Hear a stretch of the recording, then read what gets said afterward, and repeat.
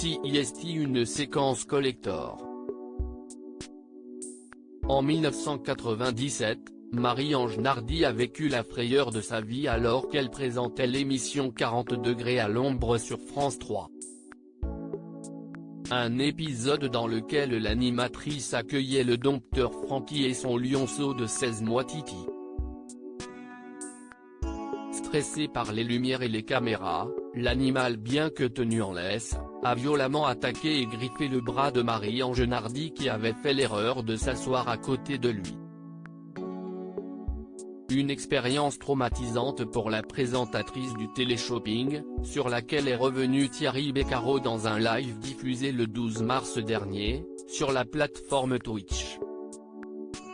L'ancienne star de Motus faisait lui aussi partie des présentateurs de cette émission estivale. Il se souvient qu'il était en congé le jour de ce malheureux incident. Ce que vous ne savez pas CIST que le jour où Marie-Ange se fait griffer par le lion, je suis en repos a-t-il commencé avant d'ajouter, je regarde l'émission et je vois Evelyne Leclerc et j'apprends que Marie-Ange se fait arracher le bras par un lionceau. Par la suite, Thierry Beccaro s'est empressé de contacter le producteur de l'émission afin d'avoir des nouvelles et CIST là qu'il a reçu une proposition qui a grandement impacté sa carrière. J'appelle le producteur, il me donne des nouvelles de Marie-Ange et je lui demande s'il a quelqu'un pour lundi, il me dit qu'il n'a personne. Je lui propose de venir juste après Télématin.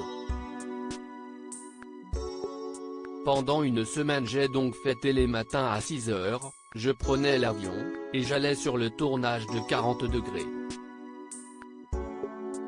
Le soir, j'étais fracassé mais c'était génial de le faire pour l'équipe Sestre mémorait l'animateur de 64 ans. La nouvelle vie de Thierry Beccaro. Bientôt 3 ans que Thierry Beccaro a quitté les plateaux de télévision. L'ex-animateur vit désormais une vie plus calme en continuant à se consacrer à ses passions.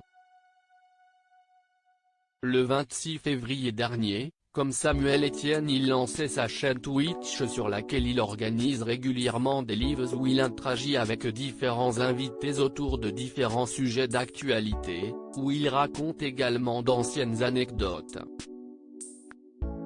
Après avoir fait ses premiers pas en tant que comédien dans un épisode de la série policière Magellan sur France 3, Thierry Beccaro ne serait pas contre effectuer de nouvelles expériences dans ce domaine. Je ne comprends pas pourquoi France Télévisions n'a pas plus exploité cette capacité que j'ai, comme TF1 le fait avec Jean-Luc Herman, qui anime les 12 coups de midi, et à qui on a confié la série Léo Mattei.